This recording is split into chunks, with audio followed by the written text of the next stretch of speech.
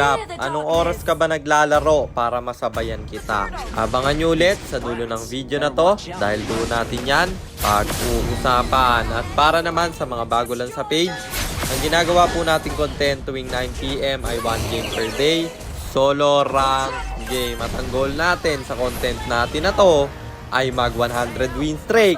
Panoodin nyo yung buong video guys kasi ang lap trip ng Mia dito eh. Basahin nyo yung mga sinasabi niya.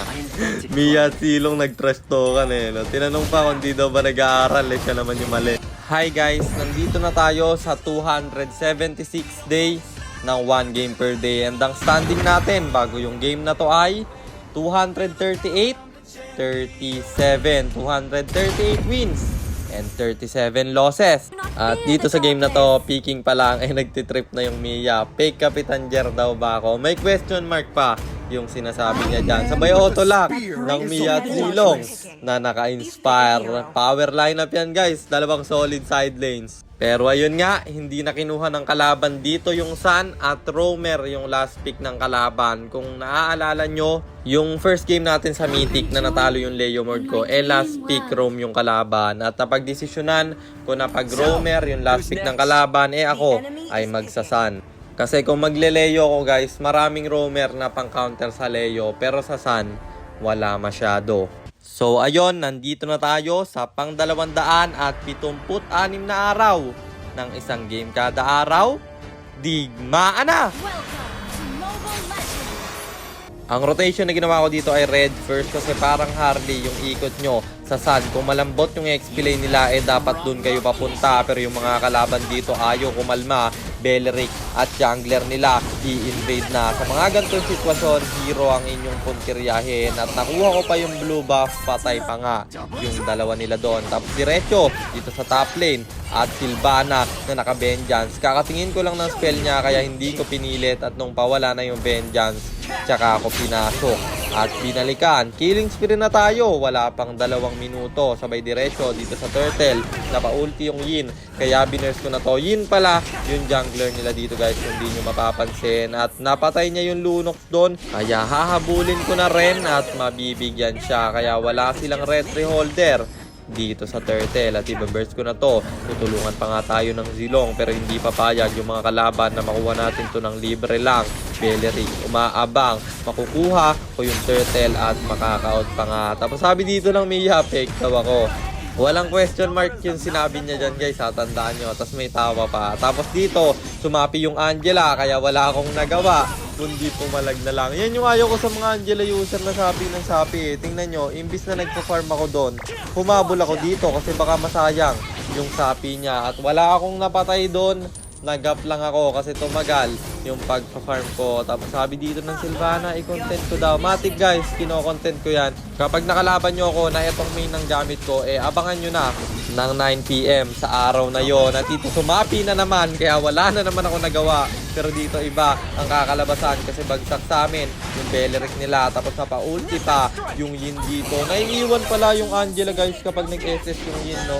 Sadyang bumagsak lang siya. Comment nyo nga sa baba. Tapos Nana dito, tinanggal ko yung passive at up na yung turtle. Kaya hindi na siya makakaresto dito. Pero yung Yin, nawawala. Contest pa kaya. Beleric dito, bumivision pa. Sino nga ba ang makakakuha? Lunox dito, tutulong na rin. At nalolow na yung turtle. Lumabas na rin yung Mia para kumontes sila. At nandito na yung Yin. Sinabihan tayo ng Angela pero makukuha ko na yung turtle doon. At uultihan tayo ng Yin dito. At nga guys, naiiwan yung Angela kapag inesisang ka ng Yin. Pero yun nga, 2 kills yung nakuha natin kapalit ng Mia at nakuha pa natin yung turtle doon. Tapos dito, di ba tinanggal natin yung passive ng Nana, kaya ngayon papasukin ko na at mamamatay siya. Shutdown pa nga at 7-0 na tayo, sabay balik dito sa gitna. Patay pa kasi yung Nana, kaya babasagin ko na pero yung Yin dito magde-death pa at mauultihan niya yung Mia namin doon. Tamang abang lang tayo dito, mamamatay yung Beleric at hindi pala Mia yun. Lunox pala yung nabigyan niya. Nasa baba pala yung Mia pero dito nga Nana ang ating bibigyan at mamamatay na naman. Legendary na tayo, 8-0-4 at Sylvana dito papalag pa pero may saping gagawin yung Angela. Tumama rin yung sapi mo tropa at vengeance siya dito pero masyado kaming masakit at mamamatay pa nga. Sunod na yung Layla at low HP na rin yung yun nila. Pinligiran pa ng lunok kaya mamamatay siya. Tatlo na yung bagsak sa kalaban, sabay yung Beleric mukhang susunod na rin. Hinihintay ko lang magka-skills para aking pasukin pero pinatay na ng Zilong kaya dito na lang tayo sa Nana at wala na siyang kawala. Sabay dodge sakit ng Torre. Kung hindi ko na dodge yun guys, patay ako doon.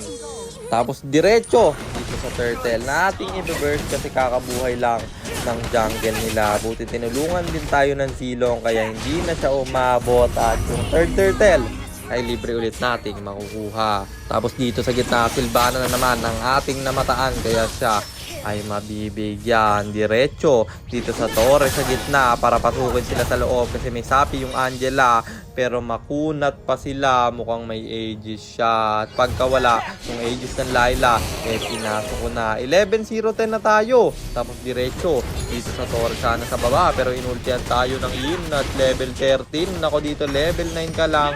Nag-level 10 pa pero wala nang magagawa. Sabay basag sa baba yung Mia namin at lamang na kami dito. Pwede na tong tapusin. Babasagin kung asana yung Torre sa gitna pero nag-ulti na yung Beleric at nasayang yung ulti ng Angela kasi kailangan ko mag-lord guys. Ayokong umasim, baka mag-choke pa at tumagal pa yung laban na to. At sabi dito nung Nana habang naglo-lord ako, may lakad si San. Tapos sabi ng Mia, lakas cap. Tingnan nyo yung sasabihin dito ng Zilong guys. Pero habang hinihintay natin, balik tayo sa game. Nakuha ko yung first lord doon kasi walang contest na ginawa yung kalaban. Sabi niya dito, sabi mo fake. Sabi ng Mia may question mark yun. Di ba wala namang question mark yun sinabi niya guys. Tapos sabi ng Mia dito, di ka siguro nag-aaral. Napa-oo na lang tuloy yung Zilong eh. Sinabihan mo naman di nag-aaral eh. Lap trip talaga pag power lineup yung naglalaban eh, no? Zilong versus Mia. Pero yun nga, tinititihan ko na yung mga kalaban dito kasi uubusin na namin yung Torre nila. Nagmamarcha na sa baba yung Lord namin dito. Nabitaw na rin ang ulti ng Yin at mamamatay siya. Legendary 13-0 at bagsak pa yung Layla.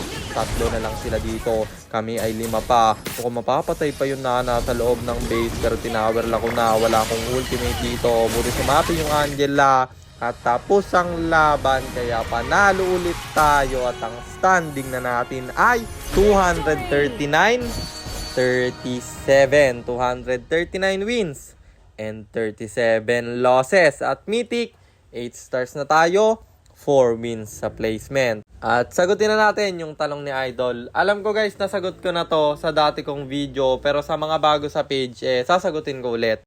Yung paglalaro ko ng 1 game per day guys, depende sa kung anong oras ako magiging libre. Pero kadalasan, madaling araw. Hindi ko lang sure yung specific na oras, pero kung kailan ako walang ginagawa, dun ko lalaruin yung 1 game per day. At yun lang idol, sana nasagot ko yung tanong mo. At sana rin meron kayong natutunan sa content natin na to. At kung meron man, pakishare lang. Then after nyo i-share, mag-comment na rin kayo ng pa-shoutout para ma-shoutout ko kayo sa mga next nating content. At ganda-gandahan nyo naman yung mga comment nyo guys. Para next nating content, baka comment mo naman ang mapili ko. At eto na, nakasan na tayo. Siyempre item ng Sun ang ipapakita natin. Sa mga nagtatanong at message ng message sa page, eto guys, Staff Boots, Corrosion Sight, Thunderbelt, Demon Hunter Sword, Dominance Ice, and then Radiant Armor. Tapos Rose Gold Meteor, pang buy and sell. Emblem natin Assassin, talent natin is Inspire, Seasoned Hunter plus Quantum Charge. At syempre Retribution kasi jungle tayo doon. At para naman sa mga gustong magpa-pilot ng ML account, mag-PM lang kayo, nagre-reply ako. At syempre, may bayad yon. Kahit hanggang anong rank, pwede nyo ipapilot. Kahit anong hero, pwede nyo ipaspam. Basta may additional payment pag magpapaspam kayo ng hero. At yun lang guys. Sana nag-enjoy kayo sa content natin na to. At shoutout sa'yo, Jaiho Agoncillo, kay Kat Semeniano, kay Toffer Aranzado Daklitan, kay TV Goods, kay J. Lord Enriquez, kay Gan Rieg Jainar, at kay John Lloyd. Maraming salamat sa suporta nyo guys.